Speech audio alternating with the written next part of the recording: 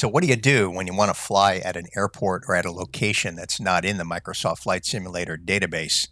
Well, in this video, we explain how to do that. There's lots of cool places that I'd like to fly, but I can't bring them up in Flight Simulator.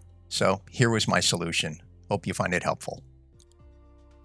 Okay, so there's lots of cool airports that I like to fly into and around in Microsoft Flight Simulator, but they're simply not in the database. Just to give you an example. So we're going to bring up the world map, and the point of departure that we want to fly out of is Sierra Charlie Romeo Mike, which is a Chilean air base in northern Antarctica.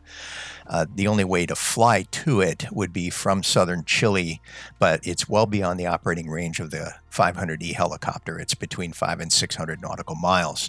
So the objective here is to spawn the aircraft at or near the airport and land at the airport. And then in my next video, I'm going to fly between air bases in Antarctica. But first I have to get there. And this would simulate the helicopter being brought by vessel, by ship, to the operating base and station there. Okay, so the tool we're going to use to help us identify the location is going to be ForeFlight, which I'm projecting right now on the screen using a program called 5K. So that's the base we want to operate out of, Sierra Charlie Romeo Mike. And here is southern Chile. Now again, the distance between those two locations is about 600 nautical miles and too far for our helicopter. So we want to bring it up right there at Sierra Charlie Romeo Mike, and then there's several other airports that I'd like to fly between in the helicopter. All right, so how do we do that? First thing we need to do is identify an airport that is recognized by Flight Simulator, and let's choose this one right here, Sierra Alpha Whiskey Hotel, which is this airport right here. So Estación, it looks like Aeronaval, which is, it looks like it's probably going to be a Navy base. Doesn't matter. So let's go ahead and put that in Flight Simulator. So that's going to be Sierra Alpha Whiskey Oscar. So there it is right there.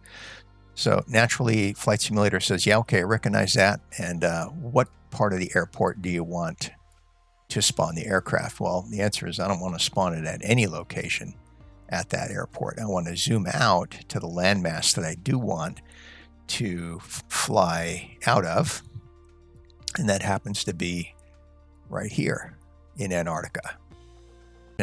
So we want to match what we see there with what we see in ForeFlight. All right, so that's our base. I'm going to orient that to the north. So that's the landmass we want to operate out of, and it matches the landmass that we see on Microsoft Flight Simulator right there. Okay, so how do we make this happen? Well, the way we do that is we're going to click, instead of clicking on the airport that Microsoft Flight Simulator brought up, we're going to click at the location that we want the aircraft to spawn. Now, if I set that as departure, it's going to bring us at 1,640 feet with the engines running. So I'm going to go ahead and set that as the departure, and I'm going to click fly. That should bring us pretty close to the base, maybe not exactly over it. All right, so while that's coming up, we'll go ahead and bring up our ForeFlight.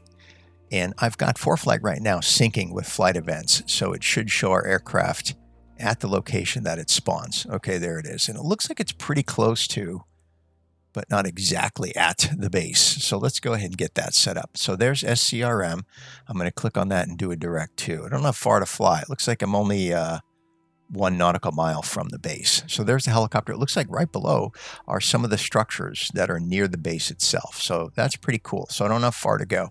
It doesn't matter how far it spawns the aircraft from your location airport. It's going to be reasonably close. So in this case, once I click ready to fly, it's going to put me in the cockpit. So I'm going to have to get oriented, get control of the aircraft, and then I'll go ahead and land, in this case, at the airbase. All right, so let's go ahead and do that now. I'm going to get rid of the ForeFlight map. I am looking at ForeFlight, which is to my left on an iPad mini. So I have to get ready to jump on the flight controls. Okay, so here we are in our helicopter. I'm going to go ahead and bring up ForeFlight so you can kind of see where we are. I'm going to get this under control here and maybe get it trimmed up a little bit so we don't have to put so much pressure on the controls to maintain our hover. All right, so that's reasonably good. I'm going to go ahead and bring up ForeFlight. There's ForeFlight, and there we are. So I'm going to go ahead and do a direct to up here. SCRM direct 2. And there we go. All right, so let's get turned around. I'm going to go ahead and land at the base.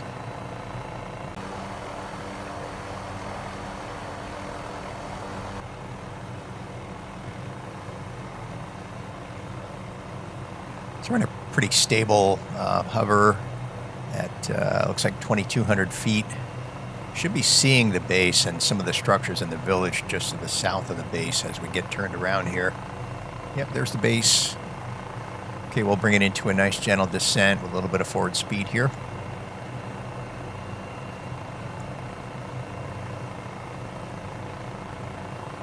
And I'll go ahead and make ForeFlight go away so you get a nice view outside the windscreen.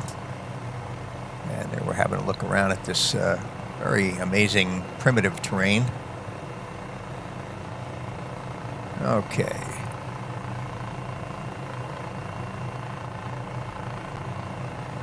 So I'm going to land probably at, there's that patch, there's a large patch there. Looks like just to the west side of the runway. It looks like a nice, flat, suitable place to put the aircraft down, and I'll go ahead and face it toward the buildings, the FBO, and some of the other airport structures. What an amazing sight.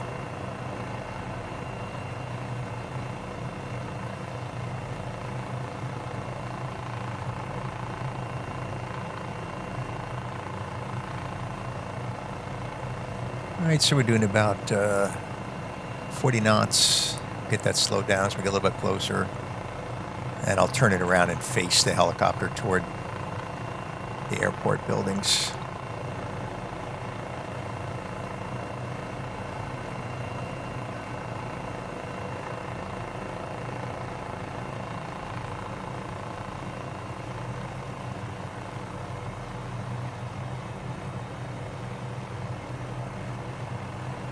Most of these airports in Antarctica are for research purposes. I believe this one does have civilian traffic, people that want to come down and experience Antarctica. This is a good place to do it. All right, so we're at, looks like 600 feet coming in. We'll get it oriented toward the airport buildings there. Put it down on this nice flat patch.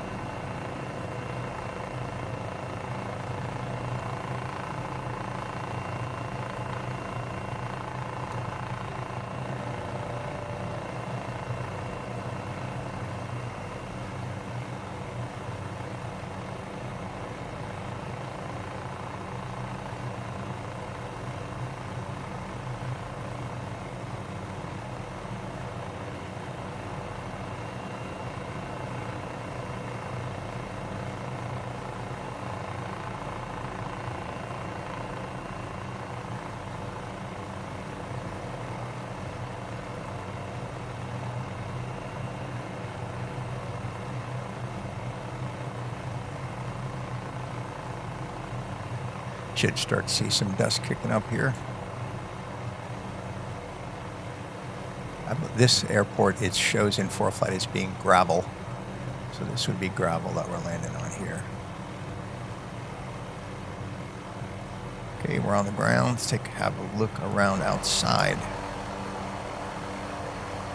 Pretty cool stuff. What a great way to see the world in Microsoft Flight Simulator. Fantastic. All right, let's jump inside the cockpit. So just to go over what we covered how to spawn an aircraft at an airport location, or for that matter, any location on Earth that's not in the Microsoft Flight Simulator database. In this case, it's Sierra Charlie Romeo Mike Airport in northern Antarctica, which is a Chilean airport. The way we did that was we selected an airport that's recognized by Microsoft Flight Simulator at a location nearest where we want to spawn. We zoomed out from the map, found the location we want to spawn. In this case, I used ForeFlight to aid in that process, but there's certainly other ways that you could do that. You could just use a world map and matched the terrain that we saw in ForeFlight to the terrain that we want to spawn the aircraft, and clicked on that as our start location. which was recognized by MSFS as a custom location.